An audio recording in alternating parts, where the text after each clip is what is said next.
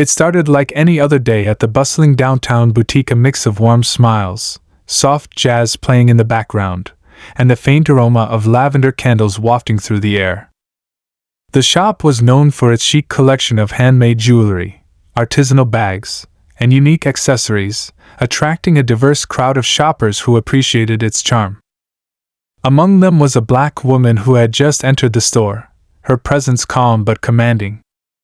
She wore a radiant confidence, dressed in a simple yet elegant outfit that spoke volumes about her style and personality.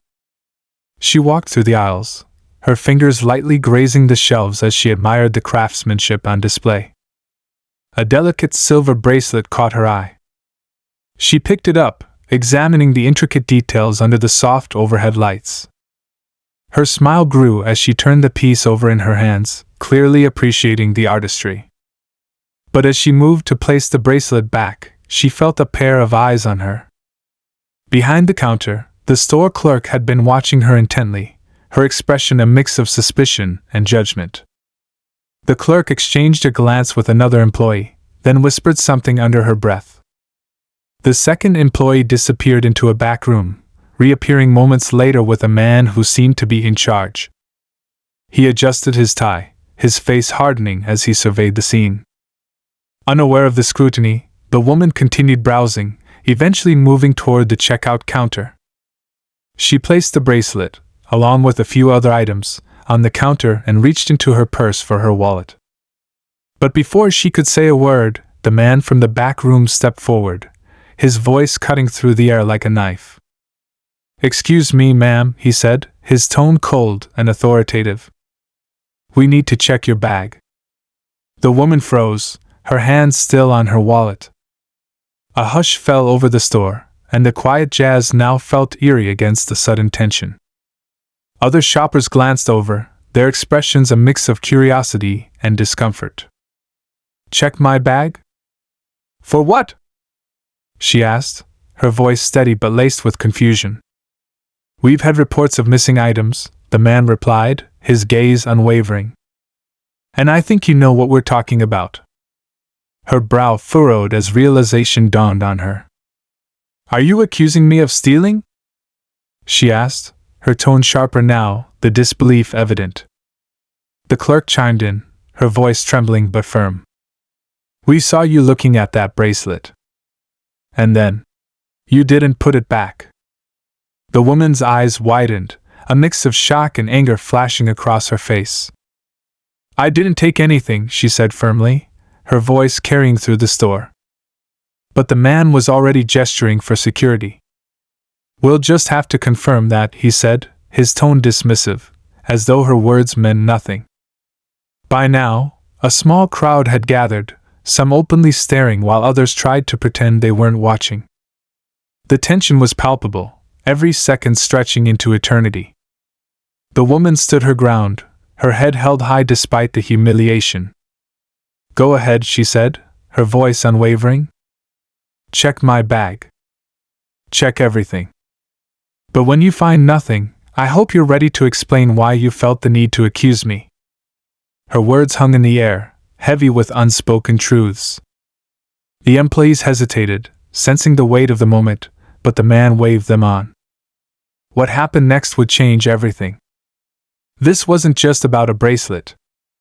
This was about dignity, prejudice, and the power of standing up for what's right. As her response began to unfold, it would leave everyone in that store questioning their assumptions and, for some, their very sense of justice. And what she did next? It wasn't just bold. It was unforgettable. The store fell silent as the woman's defiant words lingered in the air. The manager nodded toward a security guard, a burly man in a dark uniform, who stepped forward hesitantly. His eyes flicked between the woman and the manager, as if questioning the necessity of what he was about to do. The woman remained still, her posture unwavering. She refused to let them see how humiliated she felt, or how her heart was pounding. "I have nothing to hide," she said firmly, her voice cutting through the tension. She set her purse on the counter and opened it wide, pushing it toward the guard. "Take a good look." The security guard hesitated for a moment before beginning his inspection. He pulled out her wallet, her phone, a compact mirror, and a small notebook. Every move felt agonizingly slow, the weight of every glance around the store pressing down on her. The other shoppers stood frozen, unsure whether to intervene or pretend they didn't see what was happening. One woman whispered to her friend, "This doesn't feel right. She doesn't look like someone who would."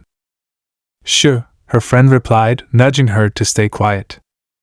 The guard continued searching, methodically inspecting every corner of the purse. Finally, he looked up, his expression neutral but his voice reluctant. "There's nothing here." The woman raised an eyebrow and crossed her arms. "I told you that." "So what now?" The manager stiffened, clearly unprepared for this outcome. "Maybe you hid it somewhere else," he said, his voice wavering slightly but still holding on to his earlier conviction. "Or maybe," she replied sharply, "you should stop making baseless accusations." The tension in her voice was unmistakable now, and it seemed to snap something in the atmosphere. A man from the crowd stepped forward, a concerned look on his face. "This is ridiculous," he said. "You searched her bag, and there's nothing. Why are you still treating her like a criminal?" The manager's face flushed, but he refused to back down. "It's procedure," he muttered. "We have to protect the business." "From what?" the woman asked, her tone cutting. "From customers who look like me?" Her words hung heavy in the air, and for a moment, nobody moved. The crowd shuffled uncomfortably, and the clerk behind the counter looked as though she wanted to disappear. The accusation was clear, and it wasn't the kind you could dismiss with a simple apology. The manager opened his mouth to respond, but before he could say anything, the security guard cleared his throat. "Excuse me," he said quietly, holding something in his hand. It was the bracelet. It was behind the register. Must have slipped off the counter earlier. A collective gasp rippled through the room. The manager's face turned ashen, and the clerk looked like she might burst into tears. The woman let out a breath, but her expression remained firm. "So," she said slowly, "it wasn't stolen after all." The manager stammered, "I'm sorry. There must have been some misunderstanding." "Misunderstanding?" she repeated, her voice rising slightly. "You accused me of stealing. You humiliated me in front of all these people. And now you think sorry is enough?" Her words hit like a hammer, and for the first time, the manager seemed to grasp the weight of what had just happened. But the woman wasn't finished. "This isn't about the bracelet," she continued, her voice steady but filled with emotion. "This is about how quick you were to assume the worst about me. You didn't even stop to think. You saw me and decided I was guilty." The crowd was silent, but their faces told the story. Some looked ashamed, others angry, and a few nodded in agreement. One older woman stepped forward, shaking her head. "She's right," she said. "You owe her more than an apology." The manager looked like he wanted the ground to swallow him whole. We can offer you a discount," he said weakly, his voice barely audible. The woman laughed, a bitter, hollow sound. "A discount?" she repeated. "Do you think that's going to fix this?" She picked up her purse and slung it over her shoulder.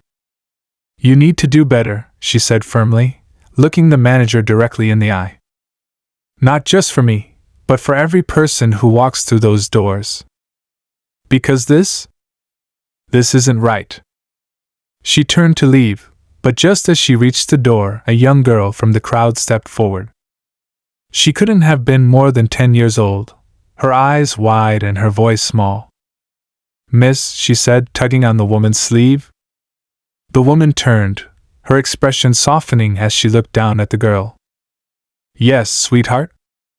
The girl hesitated, then said, "You were really brave." The woman's eyes glistened, and she knelt down to meet the girl's gaze.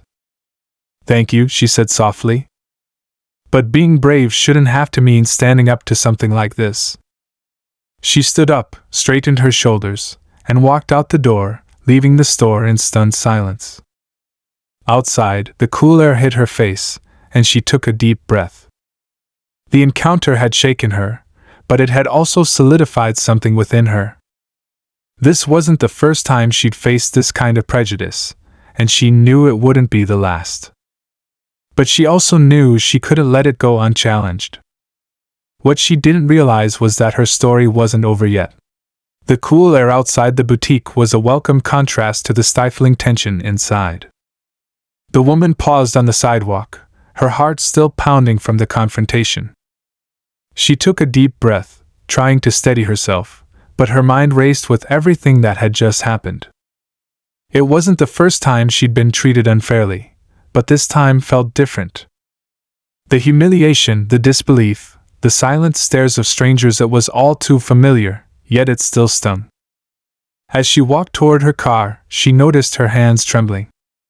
She clenched them into fists, willing the shaking to stop. This wasn't about weakness. This was about anger. Not just at the boutique employees, but at a society that made encounters like this so common. She knew she couldn't just let it go. Not this time. Later that evening, she sat at her kitchen table with her laptop open. Her cup of tea had gone cold as she scrolled through social media, searching for the boutique's page. She found it quickly, a curated feed of trendy posts and glowing customer reviews. But as she hovered over the comment section, she hesitated. Part of her wanted to share her story, to call out the injustice. Yet another part of her worried about the backlash. She stared at the blank text box for a long moment before typing, "Today, I was falsely accused of theft at your store. The humiliation I experienced goes beyond a misunderstanding. It's about how quick your staff was to judge me based on assumptions. This isn't just about me, it's about how many others you might treat the same way. I hope you'll take a hard look at your practices because this needs to change." Her finger hovered over the post button. She thought about the young girl in the store, the way her small voice had pierced through the tension. She thought about all the times she'd stayed silent in the past. Not this time. With a deep breath, she clicked post. The next morning, she woke to a flurry of notifications. Her post had gained traction overnight, with dozens of comments from people sharing similar experiences. Some expressed outrage on her behalf, while others shared their own stories of being judged unfairly. But not all the comments were supportive. "Maybe they had a reason to suspect you," one person wrote. "Why does everything have to be about race?" Another chimed in. She scrolled past the negativity, focusing on the outpouring of support. It was clear that her story had struck a chord. People weren't just reacting to what happened to her, they were reacting to what it represented. Later that day, her phone buzzed with an unfamiliar number. She hesitated before answering, her voice cautious. "Hello?" "Hi," a woman's voice replied. "I'm calling from the boutique. This is the store manager. I wanted to address what happened yesterday." The woman's grip on her phone tightened. "I'm listening," she said, her tone even. The manager's voice was strained but polite. "First, let me apologize again for the incident. We've been seeing the comments online, and I realize how badly we handled the situation. I'd like to invite you back so we can make this right." The offer hung in the air, but it felt hollow. She could hear the discomfort in the manager's voice, the underlying panic of someone more concerned about their reputation than the harm they'd caused. "Make it right?" she repeated. "How exactly do you plan to do that?" There was a pause. "We'd like to offer you a free shopping experience, and we're looking into additional training for our staff to prevent this kind of misunderstanding in the future." She let out a humorless laugh. "A free shopping experience? Do you think that will erase what happened? Do you think that will change how you and your staff see people like me?" The manager stammered, clearly unprepared for her response. "I understand if you're upset. We just want to show that we're taking this seriously." "If you were taking it seriously," she said, her voice firm, "you wouldn't need a social media backlash to realize you have a problem. This isn't just about me. This is about how your policies and attitudes affect every customer who walks through your doors. If you really want to make it right, start there." She ended the call, her chest heaving with frustration. The boutique's response felt performative, like a bandage over a deep wound. But she wasn't looking for apologies or free merchandise. She wanted change. Over the next few days, her post continued to gain attention. Local news outlets picked up the story, and her inbox was flooded with messages from reporters, activists, and ordinary people who wanted to share their support. Some even encouraged her to take legal action, but she wasn't sure if that was the path she wanted to take. One message stood out, a private note from someone who claimed to work at the boutique. The sender, who remained anonymous, wrote, "I saw what happened that day, and I just want you to know you're not wrong. This isn't the first time something like this has happened. I've tried to speak up before, but nobody listens. Maybe they will now." The message sent a chill through her. It confirmed what she'd already suspected: this wasn't an isolated incident. She replied cautiously, asking for more details, but the sender didn't respond. She couldn't shake the feeling that there was more to uncover. The boutique's polished image didn't match the reality she'd experienced, and now she wondered how many others had been silenced or dismissed. Determined to dig deeper, she began reaching out to others who had commented on her post. Some had similar stories of mistreatment at the boutique, while others shared broader experiences of discrimination in retail spaces. Each conversation added to her resolve. This wasn't just her fight anymore. It was about something bigger, challenging the assumptions, biases, and systems that allowed moments like hers to happen again and again. But as her story gained momentum, so did the backlash. Anonymous messages started flooding her inbox, accusing her of seeking attention or exaggerating the incident. Some even made threats, their words dripping with hostility. She tried to brush them off, but the weight of it all was beginning to take a toll. Still, she pressed on. She reached out to local advocacy groups and community leaders, hoping to turn her experience into a larger conversation about fairness and accountability. With their support, she began planning a public forum, inviting others to share their stories and propose solutions. The boutique, meanwhile, remained eerily silent. Their social media posts became infrequent, and when they did post, the comments were flooded with criticism. It was clear that they were feeling the pressure, but they hadn't made any meaningful changes or even issued a proper apology. As the day of the forum approached, the woman knew the stakes were high. This was about more than just her voice. It was about creating a space for others to be heard, about challenging the status quo, and about demanding the respect and dignity that everyone deserved. But she also knew that not everyone wanted to see change. And as she stood on the brink of this next chapter, she couldn't help but wonder what resistance she might face and whether the boutique's silence was just the calm before the storm. The forum day arrived with an energy that was both electrifying and nerve-wracking. The community center's large hall was filled with rows of chairs, a small stage at the front, and a microphone waiting to amplify the voices that had been silenced for too long.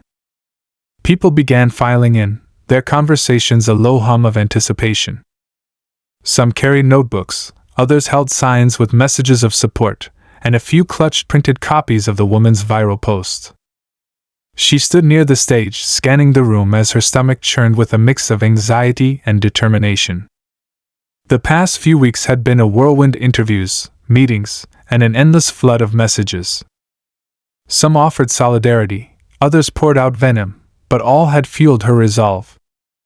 This wasn't about personal vindication anymore. It was about opening eyes, changing hearts, and demanding accountability. As the room filled, familiar faces appeared. The young girl from the boutique arrived with her mother, who gave the woman a small nod of encouragement. A local journalist waved from the back, camera equipment in tow. Even a few employees from the boutique had quietly slipped into the crowd, their faces a mix of curiosity and unease. The woman took her seat in the front row, waiting for her moment to speak. She had spent countless nights rehearsing what she would say, but now, with the weight of so many eyes and expectations, the words felt slippery and fragile. Before she could dwell on her nerves, the event began. A community leader took the stage, welcoming everyone and explaining the purpose of the forum. "This isn't just about one incident," they said, their voice strong and steady. "It's about patterns, about systems, and about the ways we can work together to create change." The first few speakers shared their own stories of discrimination at stores, in workplaces, and even within their own neighborhoods. Each story was met with murmurs of agreement and the occasional gasp of disbelief. The atmosphere grew heavier with each account, but it also strengthened the collective resolve in the room. Finally, it was her turn. She stood, her legs trembling slightly, and made her way to the stage. The microphone felt cold in her hands, and for a moment she froze, her mind blank. Then she saw the young girl in the audience, her wide eyes full of trust and admiration. It was enough to steady her. She began speaking, her voice shaky at first but growing stronger with each word. She recounted what had happened at the boutique, from the accusation to the aftermath. But she didn't stop there. She talked about the deeper issues, how prejudice, whether overt or subtle, shaped people's perceptions and actions. How these moments weren't isolated but part of a larger pattern that hurt countless individuals. "This isn't just my story," she said, her voice echoing through the hall. "It's the story of anyone who's ever been judged unfairly. Anyone who's had to prove their innocence before they've even been given the benefit of the doubt. And it has to stop." The room erupted in applause, but before she could step down, someone in the audience stood up. It was a woman, young, nervous, and clearly struggling to find her voice. "I work at the boutique," she said, her voice barely above a whisper. A hush fell over the room. All eyes turned to her, and for a moment, the tension was suffocating. The employee took a deep breath and continued. "I was there that day. And I knew what was happening wasn't right, but I didn't speak up. I'm sorry for that. And I'm sorry for how you were treated." Her admission hung in the air, raw and vulnerable. The woman on stage felt a surge of conflicting emotions: anger, gratitude, and a deep sadness for how fear kept so many people silent. Another voice spoke up, this time from the back. It was a man in a suit, his expression tense. "I'm the owner of the boutique," he said, stepping forward. The crowd shifted uneasily, a mix of curiosity and suspicion rippling through them. The man walked to the front, stopping just shy of the stage. His face was pale, and his hands fidgeted as he addressed the room. "What happened in my store should never have happened," he began, his voice strained. "I've seen the impact of this incident, and I want to take responsibility." The woman crossed her arms, her expression unreadable. "And what does taking responsibility look like?" she asked, her tone sharp but measured. The owner hesitated, clearly unprepared for the directness of her question. "We're implementing mandatory training," he said quickly. "For all staff. To address bias and improve our customer interactions." The room remained silent, the tension palpable. The woman stepped closer to the edge of the stage, her eyes locking with his. "Training is a start," she said, her voice steady. "But it's not enough. What about the harm you've already caused? To me, and to anyone else who's faced the same treatment in your store?" The owner faltered, his discomfort evident. I'm open to suggestions," he said finally, his voice barely above a whisper. The crowd murmured, their skepticism evident. The woman turned to face them, her determination burning brighter than ever. "This isn't just about one store," she said. "It's about creating a culture where everyone is treated with respect and fairness. And that starts with accountability, not just words, but action. As her words echoed through the hall, the tension reached its peak. The boutique owner stood frozen, the weight of the moment pressing down on him. The woman's eyes scanned the room, taking in the faces of those who had come to support her, those who had remained silent, and those who were now grappling with their own role in the system she was fighting against. The climax of this fight was near, and everyone could feel it. But how it would unfold and who would rise to meet the challenge was still a mystery. The stakes had never been higher, and the path forward was anything but clear. The silence in the room was thick, every breath and shuffle amplified in the charged atmosphere. The boutique owner looked down, shifting uncomfortably, his earlier resolve clearly wavering under the weight of the woman's words. For a moment, it seemed like he might offer a deeper apology. But then a voice from the back shattered the tension. "Excuse me," the voice called out, firm and slightly accusing. A man in a crisp blazer strode toward the front of the room, his expression serious and determined. He introduced himself as a legal representative for the boutique.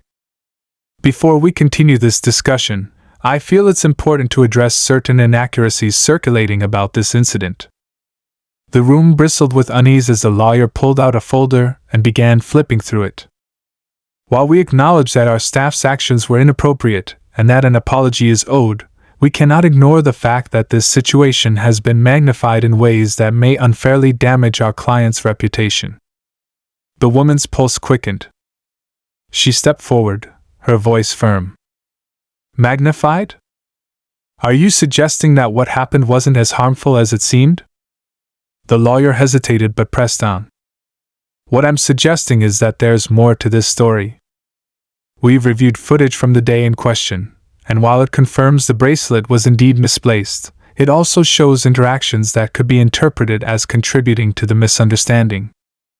A ripple of murmurs swept through the audience. The woman felt her face flush with heat, not from guilt but from the audacity of his words. She clenched her fists, steadying herself. "Are you implying that I somehow caused this to happen?" The lawyer's expression didn't waver. "I'm saying that emotions run high in situations like these, and it's possible that certain actions or words may have been misinterpreted." The crowd erupted, voices overlapping in disbelief and anger.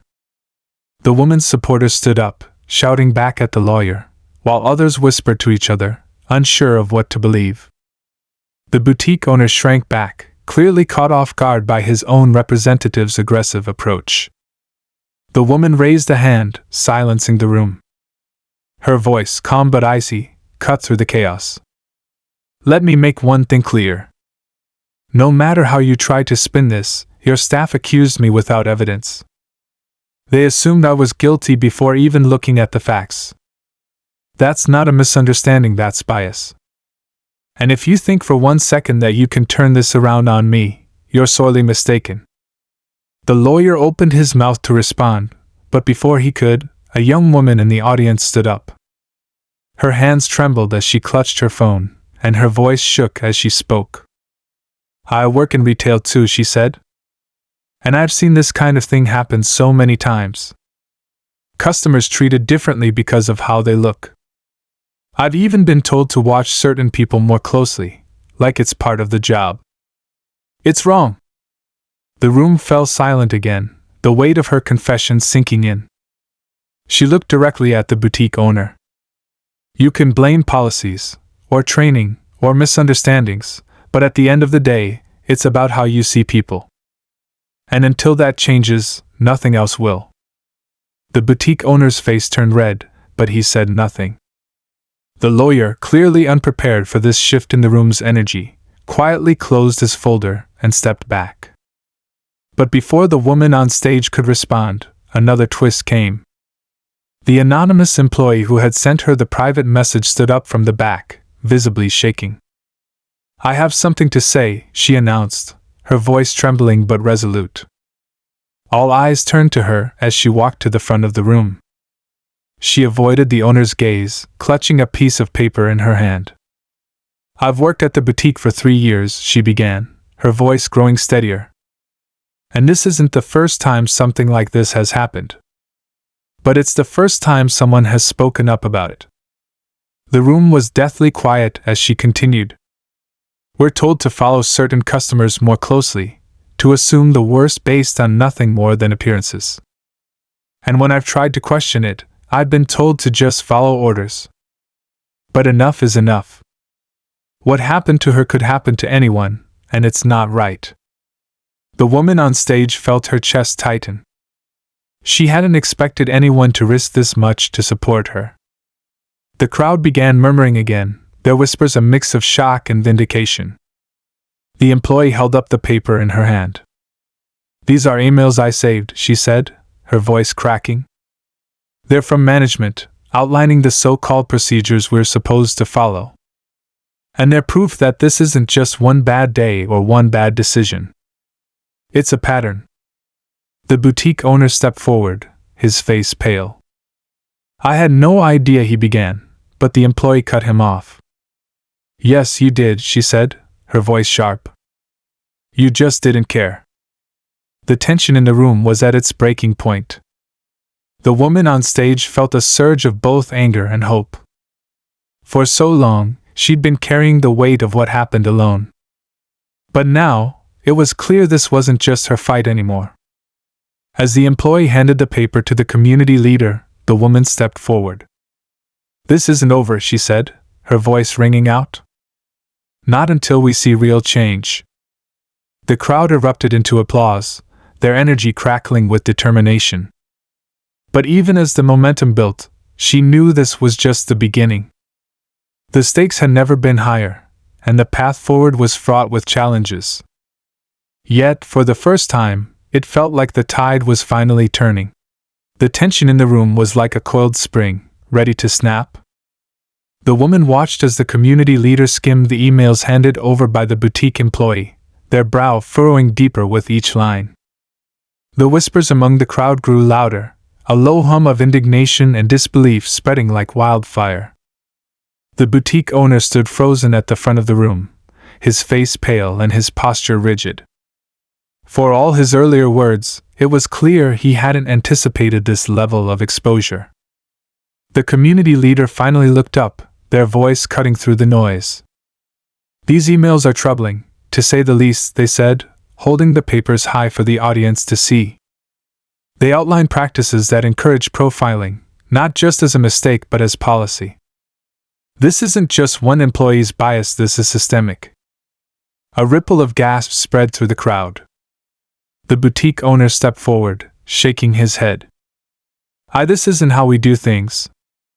I didn't authorize these policies. The woman crossed her arms, her voice steady but sharp. Whether you wrote those emails or not, it happened under your leadership. You let it happen. And now it's time for you to take real accountability. The boutique owner looked around, as if searching for an escape. The lawyer beside him shifted uncomfortably, clearly realizing the gravity of the situation. The crowd was no longer just an audience, they had become a force, their collective energy pressing down on him like a tidal wave. Then, from the back of the room, another voice rang out. Wait! Everyone turned to see a middle-aged man standing near the entrance, holding up a tablet. His face was serious, his eyes scanning the screen. I just found something that changes everything. The woman felt her stomach drop. What now? She watched as the man walked toward the stage, holding out the tablet for her to see. On the screen was an internal memo that had been leaked online. The boutique's corporate office had issued it only hours earlier, addressing the controversy. The memo read, "We regret the recent incident at our downtown location. While we do not condone discrimination, we must protect our business and reputation. To that end, we are investigating the actions of local management and staff. However, we also caution against believing every claim without proper evidence." This situation highlights the complexities of managing perceptions in today's social media-driven world. The woman's blood ran cold. It wasn't an apology, it was a deflection. Worse, it cast doubt on her story, framing her as part of a perception problem rather than a victim of discrimination. The crowd began murmuring again, their outrage palpable. She grabbed the microphone, her voice steady despite the fire raging inside her. "This is exactly the problem," she said, holding the tablet up for everyone to see. "Instead of taking responsibility, they're doubling down on excuses. They're trying to discredit me and everyone else who's experienced this kind of treatment. But we're not going to let them." The crowd erupted into applause, their voices rising in a chorus of support. The boutique owner stepped back, his face ashen. The lawyer quietly began packing up his things, realizing the fight was lost. But then, just as the woman thought the moment had reached its peak, the boutique employee who had shared the emails stepped forward again, her expression fierce. "There's one more thing," she said, her voice trembling but resolute. "I found this while cleaning out the office last week." She held up a small flash drive. The woman took it, turning it over in her hands. "What's on it?" The employee glanced at the boutique owner, her eyes narrowing. "Security footage," she said.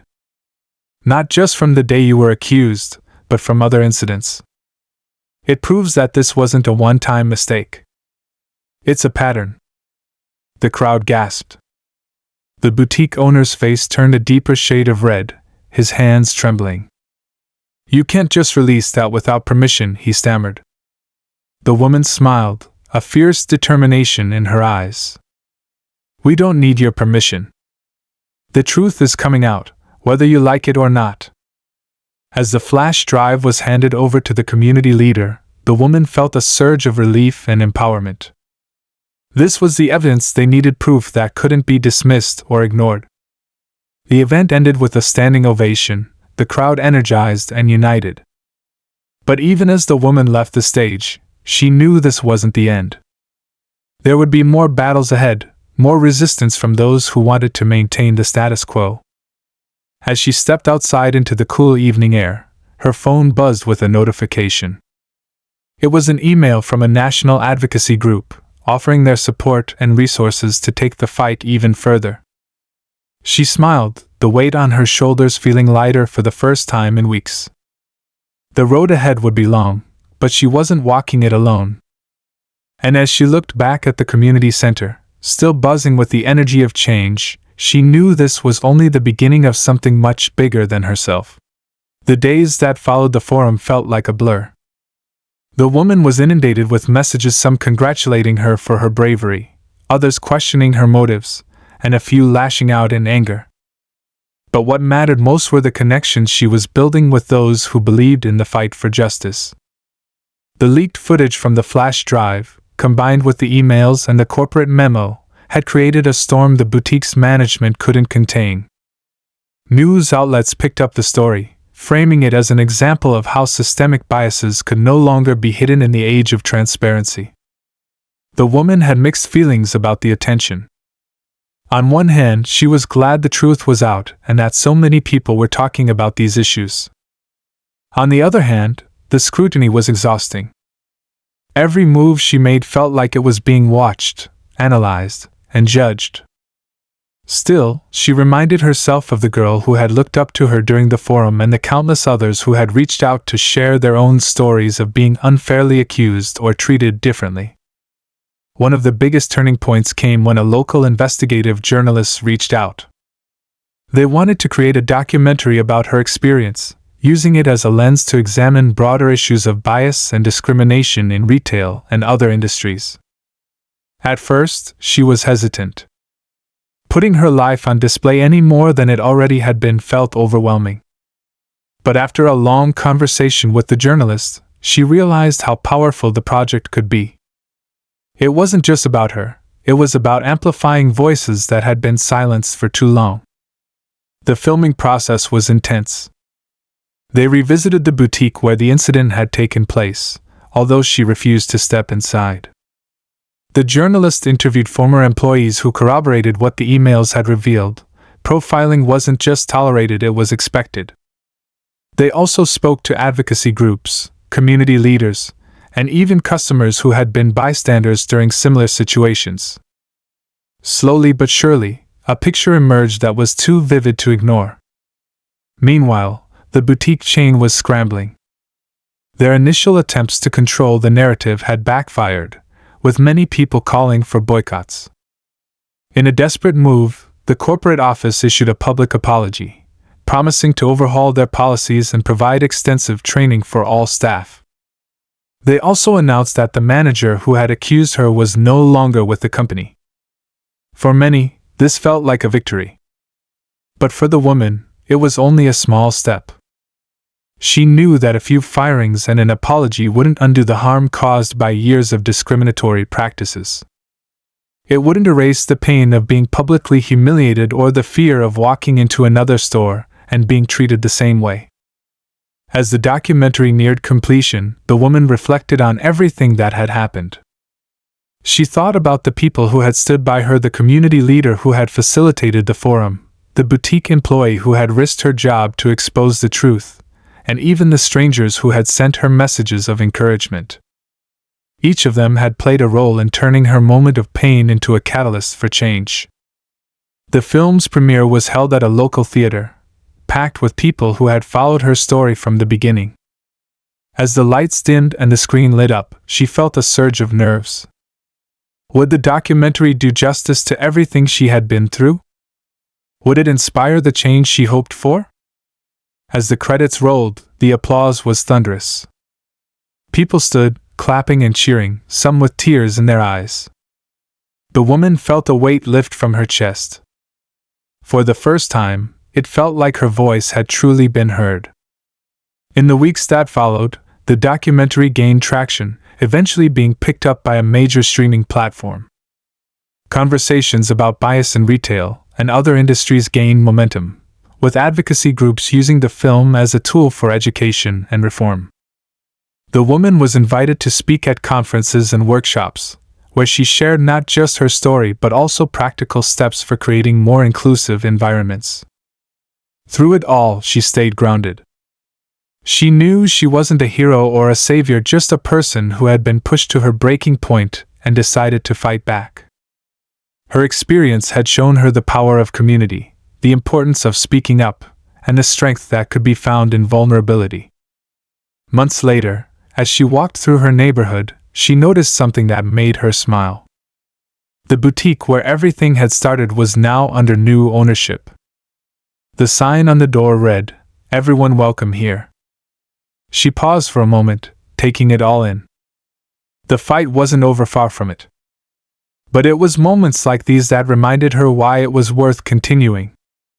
She turned and walked away, feeling lighter, stronger, and more determined than ever to keep pushing for a world where everyone was treated with the dignity they deserved.